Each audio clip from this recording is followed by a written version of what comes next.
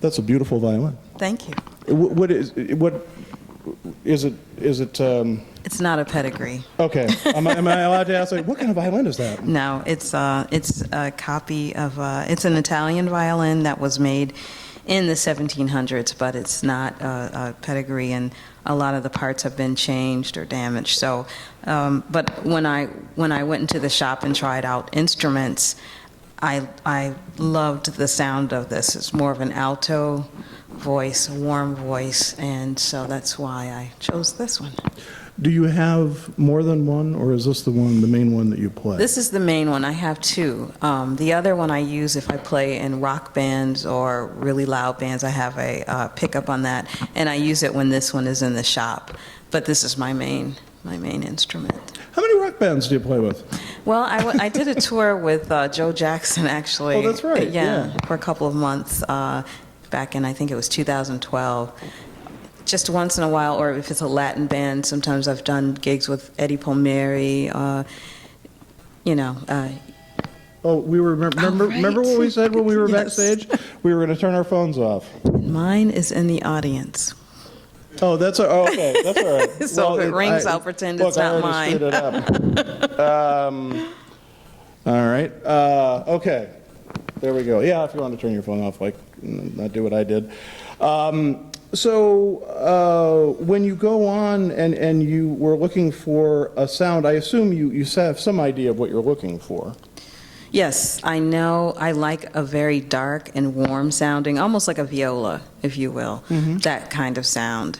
Some violins have a more soprano or a high pitch. The E string really rings out, and I don't like that sound in my ear. And for jazz, I feel like a darker sound. And I love the sound that the violinist Stuff Smith would get. And I learned that he used to put a mute on the bridge to help darken the sound, or some people fill the F holes with foam to help kind of deaden the sound. I didn't want it to be dead, but I just wanted it darker.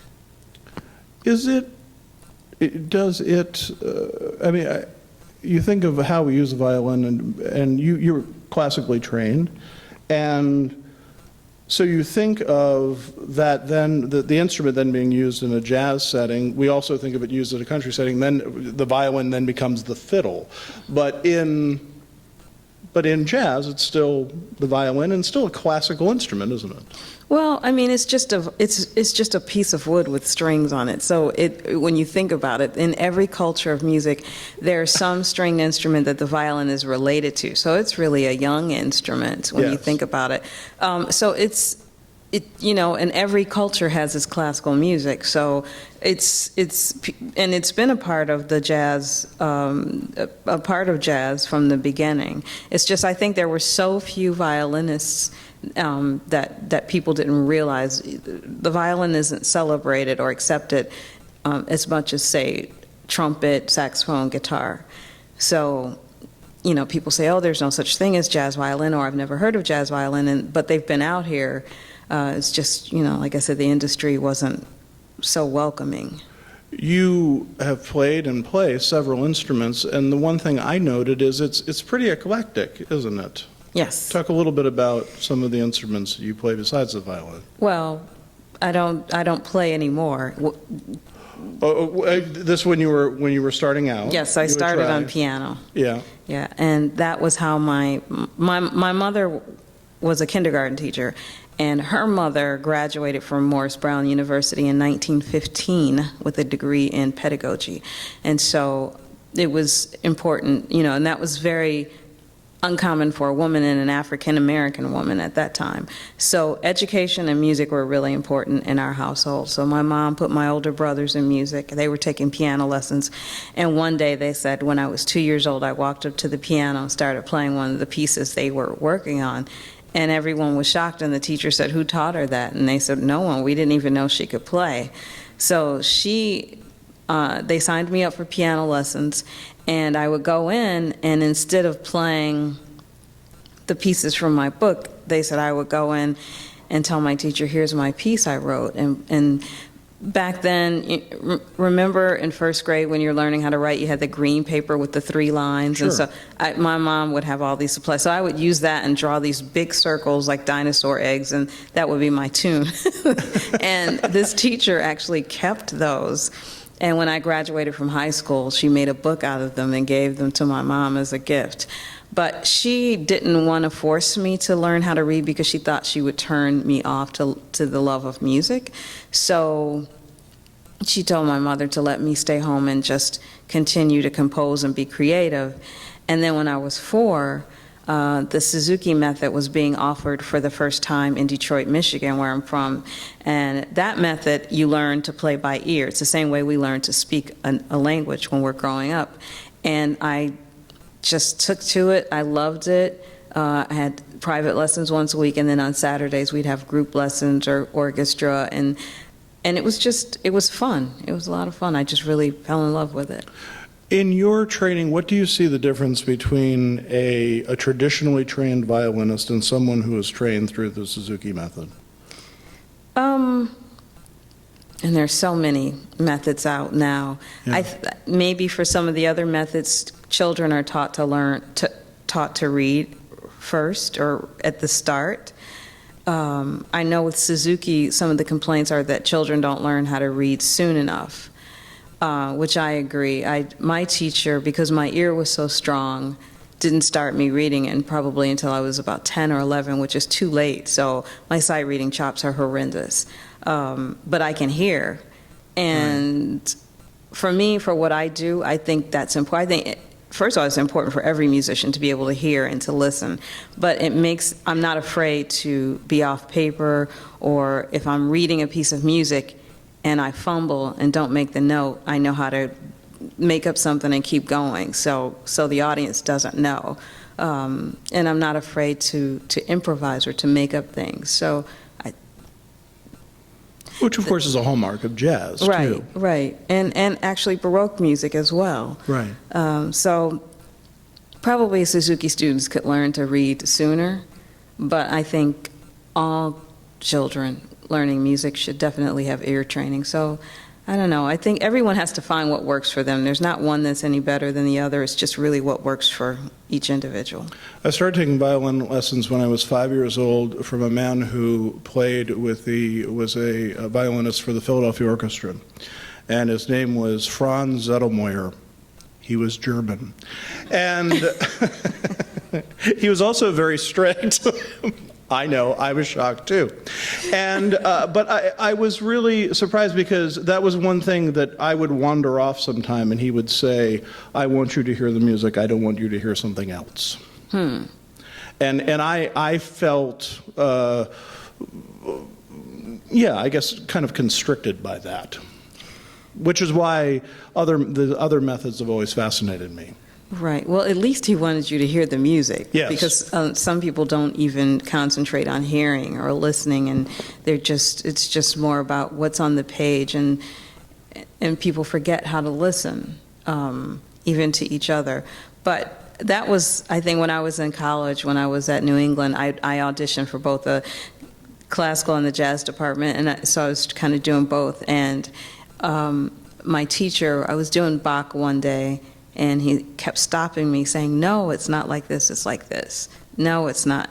And I remember I was just at wit's end, and it came flying out of my mouth before I realized. I was like, how do you know? Did you talk to Bach? Just a very smart alecky answer. So I knew then, you know what, you don't need to do this. And then, I assume, then comes a comfort with the instrument, right? You become one with the instrument and a comfort with the instrument that allows you to not only play pieces that are prescribed, but also things that you want to create. Right, yes. And that comfort, sometimes I have that comfort and sometimes I don't. It just depends.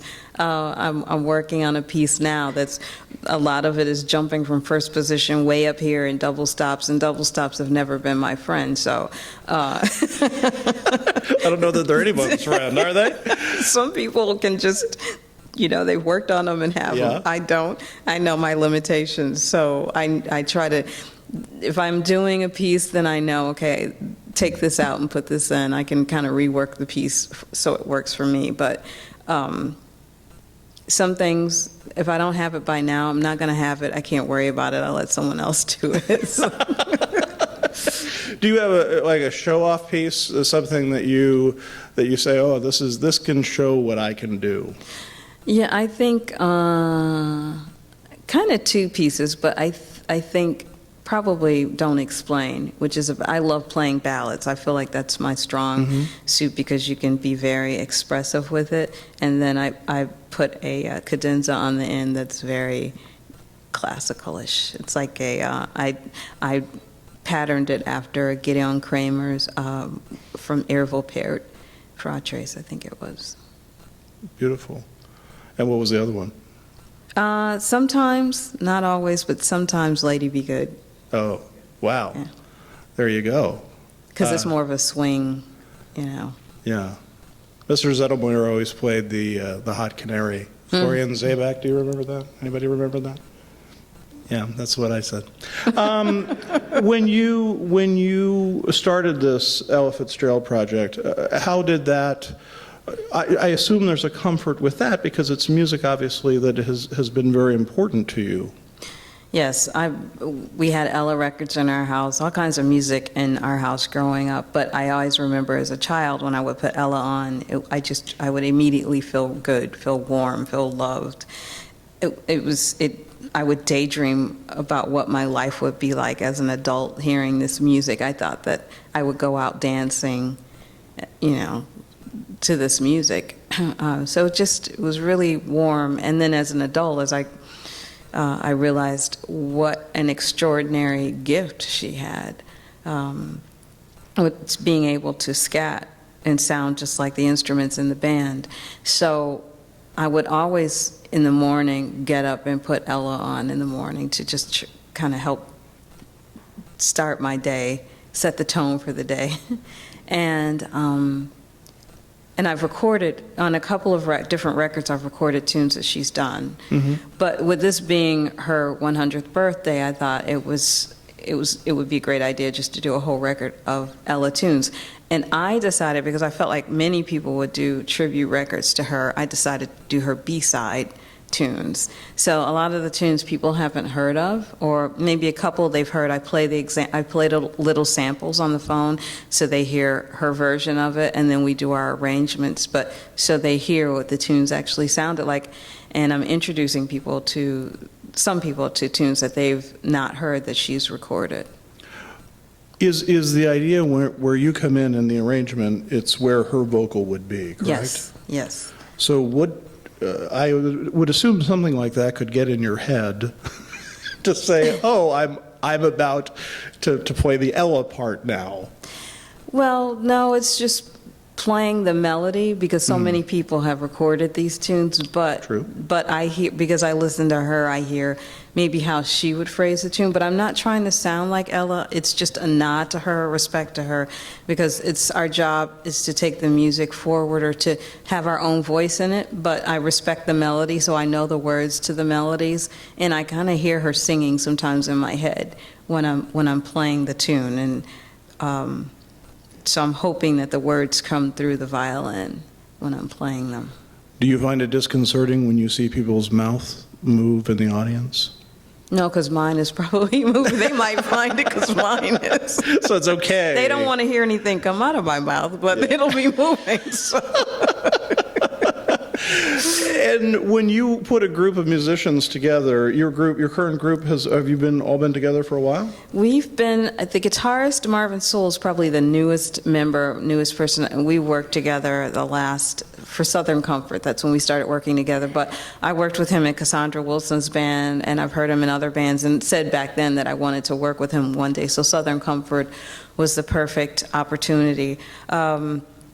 The drummer, we've worked together on and off since the early 90s.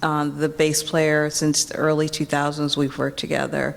And Xavier Davis on piano, we've worked together on and off since 2004.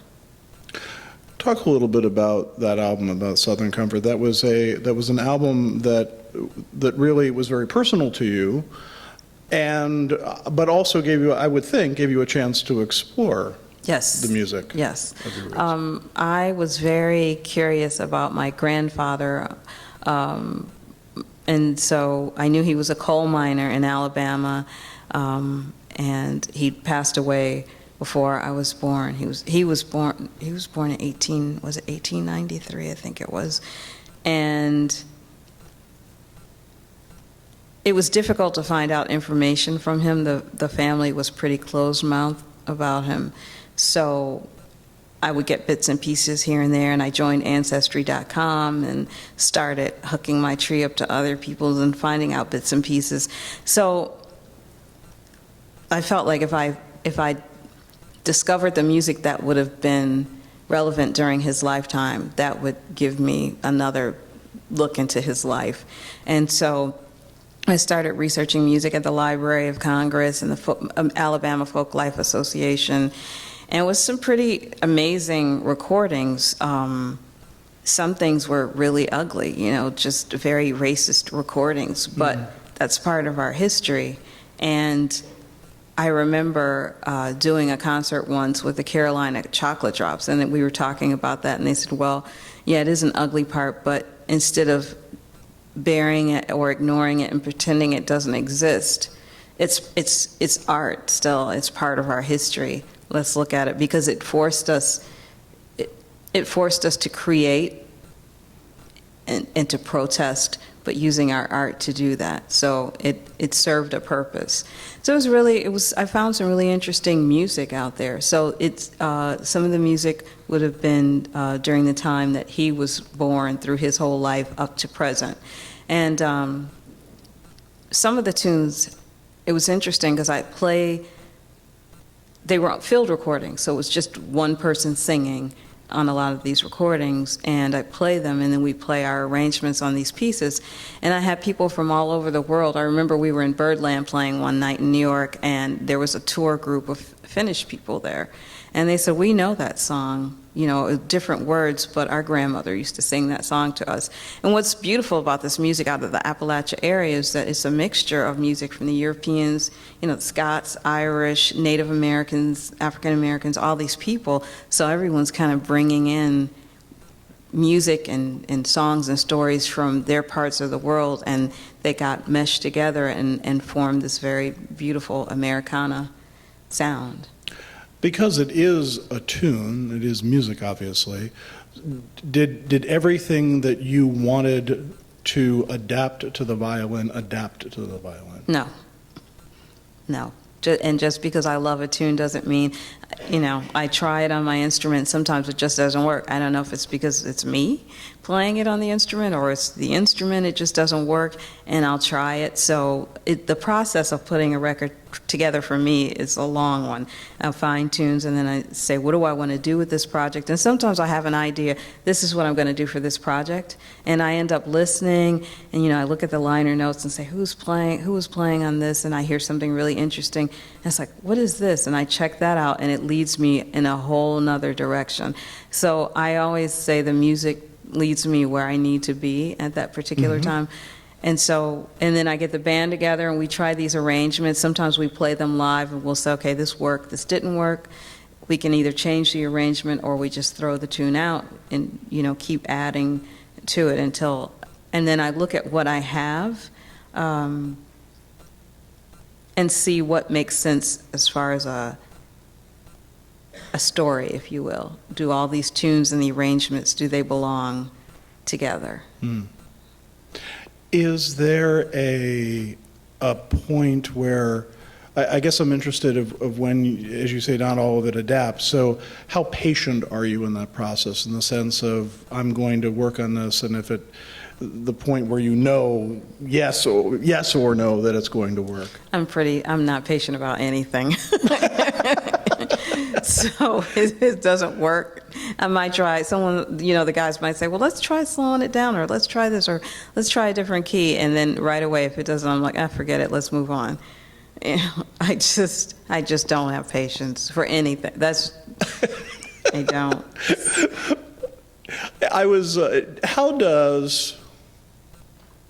I don't know how I feel about this, but how would, when you can start putting the word genius on your resume, how does that change things? Yeah, I don't put that on there. Me and Wile E. Coyote. Super genius. I remember when my husband found out, he said, they gave you a genius award, you can't even get around the block without getting lost. And so, and it's true. It's just, so, yeah. But it's well, first of all, it's nice cash, but Yes. but also it gives you time to work on something. Yes. So, and for you, that was mostly the Southern Comfort Project? Yes. Well, no, actually, it was Reverse Thread. That was the Okay. first project of mostly African music that I researched and, put a couple of bands, changed the band around. And that project, I probably researched for a year and then started playing. And that whole process took about 2 years. And then also shopping it took another year. And when I shopped it to labels, I was leasing it. And whoever would pick it up, they had to take it as is. They couldn't make any changes to it. So That's that took a nice. while. Yeah. But I had the comfort of knowing, I can wait. Right. Because it's 5 years, right? They give you 5 years, pretty much, with the MacArthur. Yes. Yeah. So when you have that luxury, then does that? Do you want that all the time? Yes. Which I guess you could sort of have, right? No. No? No, it came, it's funny to say it came at the perfect time, but that kind of cash, whenever it comes, is the perfect time. But, I had lost my mom the year before, and I was sued by a festival for canceling when she was dying, and the lawsuit lasted exactly a year. And then I got the call about the MacArthur Award probably a month after that lawsuit ended. So I felt like, and I was really angry and pretty bitter, but I felt like it was kind of her way of saying, it's okay, the green light, you can go forward. But it also gave me an opportunity just to step back from music for a minute. And also, when I spent that time with her in the hospital, there was a point where she couldn't communicate, and I would take recordings and play them in her room, and I saw that some recordings I put on her vital signs would get really wacky, and then sometimes so I'd take that off and put something else on, and they kind of simmer back down. So then you always hear music is powerful, but when you see it like that, you understand exactly how powerful it is. And so I became really interested in music and medicine. So then I took a class at Western University in Kalamazoo, Michigan. They set up an online program for me to do that.